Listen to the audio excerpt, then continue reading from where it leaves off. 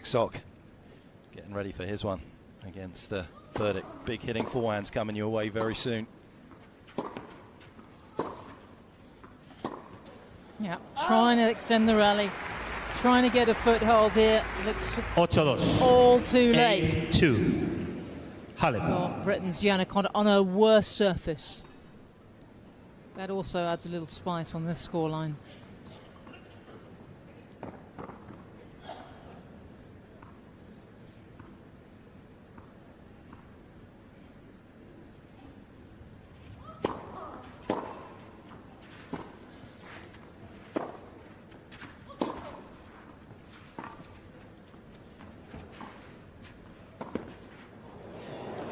Brilliant. Again, just a great example of the balance that Halep possesses. Well, it was always coming. Doesn't often play this combination, but Conta a nose right over the net or body weight going forward. It wasn't a difficult choice, was it? Hardest surface to defend on at the net is a clay court. Looseness of the surface, just can't get enough traction on the court.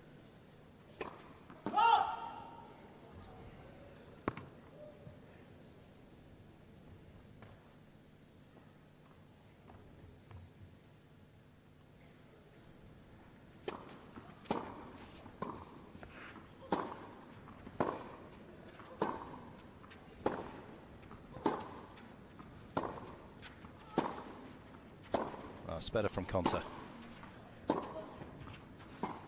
Too little, too late. Indeed it is. Para Simona Halep. Halep just simply awesome.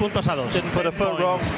Got a little bit of good fortune as well, and that is why she knocks Conta out of the tiebreak 10s. 10 points to 2.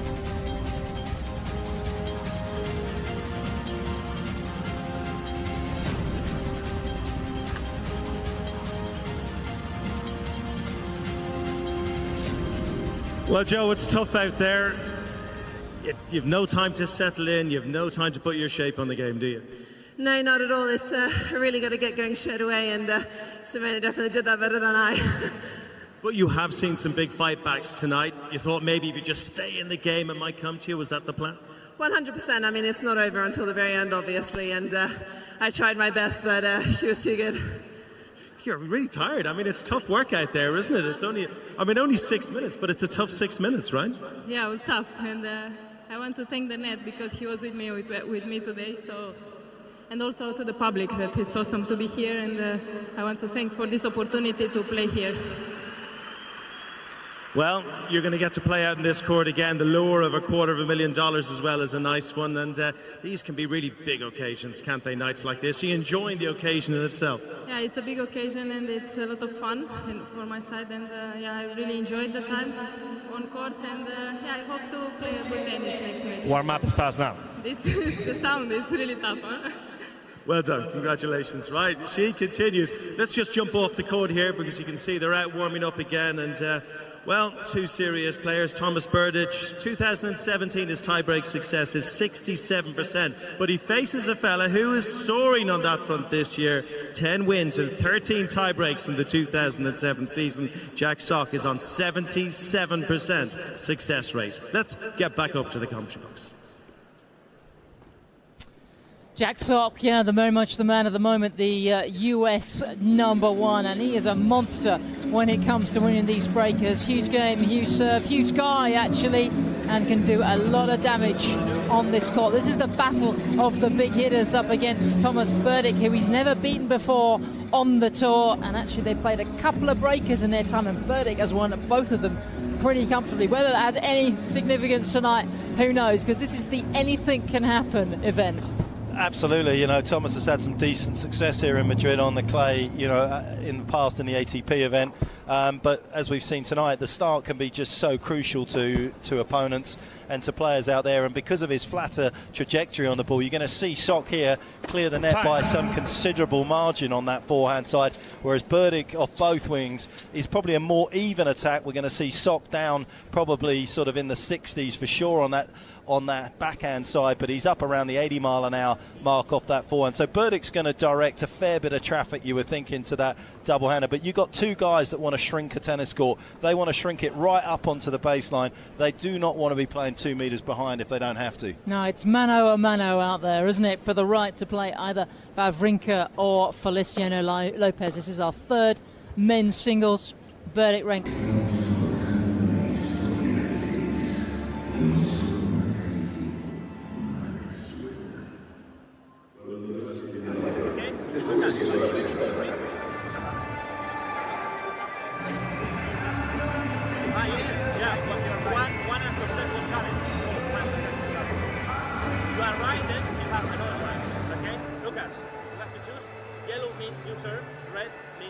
Cuando te vas haciendo mayor, descubres que es hora de sentar la cabeza.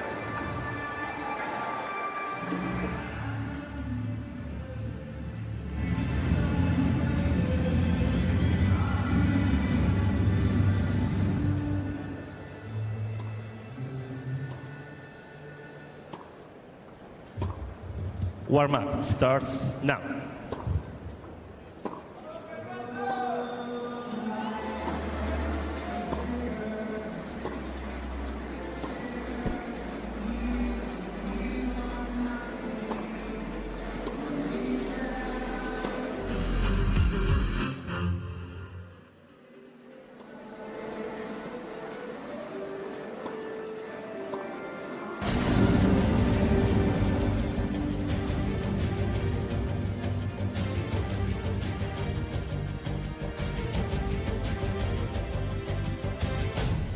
Madrid warm-ups going on and a really good game coming our way. Obviously a winner in Hungary just a couple of weeks ago. Luka comes here full of confidence. But when you get a local boy in the court, it could get interesting, couldn't it? Yeah, that it helped to Luka after he won last week. You know, he's on fire, he's playing well, but he's playing against Verdasco. He knows the court, he likes the altitude. He's from Madrid, so he knows exactly how he needs to play.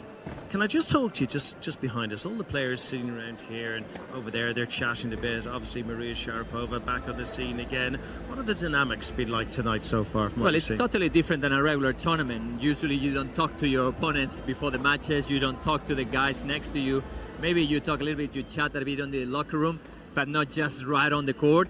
But here it's different, and they can help you, you know, because let's say Dimitrov played before, so maybe Feliciano can say, how did you feel? So maybe he want to help him, but at the same time they know that they can be very dangerous against them, so I don't think they want to tell them too many tricks. I like the element of doubt in this tournament so far. We've had a couple of matches where a player's been ahead and they just let a few go and the doubt creeps in and the other one comes back. We saw that with Dan Evans, we saw that with Agnieszka as well. It's interesting, isn't it?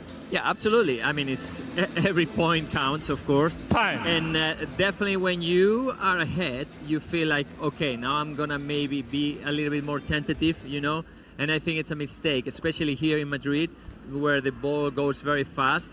And if they put a little bit pressure to you, you don't control the ball very well. So you better go for it, I think. I noticed they're not giggling as much around here at the moment. Things are getting pretty serious. They're about to go again. Let's get up to the commentary box. Well, this is the up-and-coming man of French tennis, Lucas Pouille, ranked inside the world's top 20 at number 14.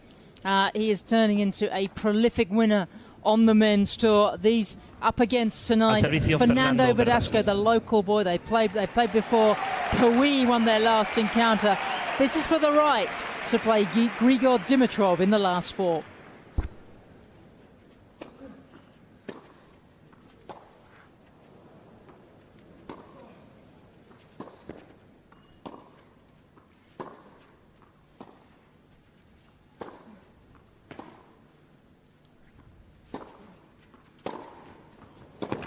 Oh, and there you saw just the electricity 1-0. coming from Pouille's racket.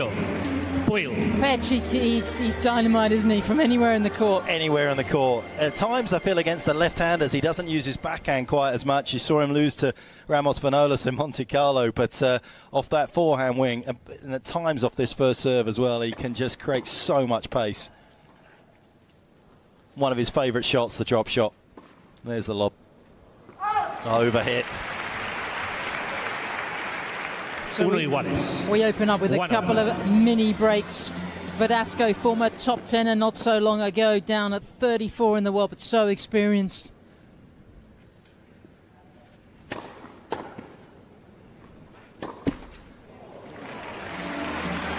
He's got a couple of 2-1.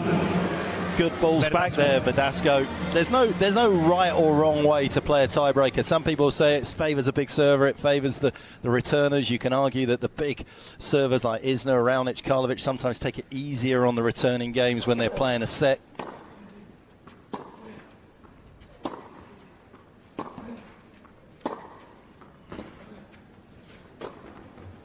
But as you can see, and we have been seeing tonight here in Madrid, how quickly Dos iguales. these 2-0. breakers can turn around. I think momentum's a bigger factor than anything else.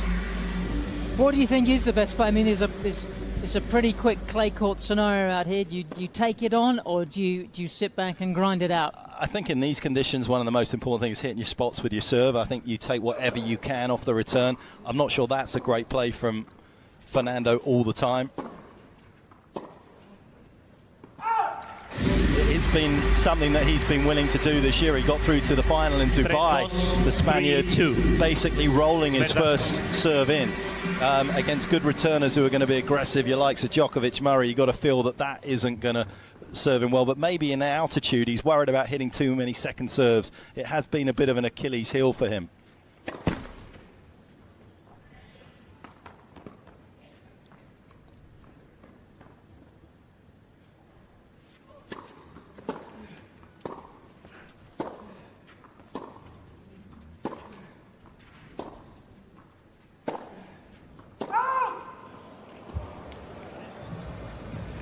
Mr. Verdasco is challenging the call on the right baseline. The ball was called out. Okay, first Hawkeye challenge of the night. You get one incorrect challenge. There's 12 cameras located around this court, tracking every single ball.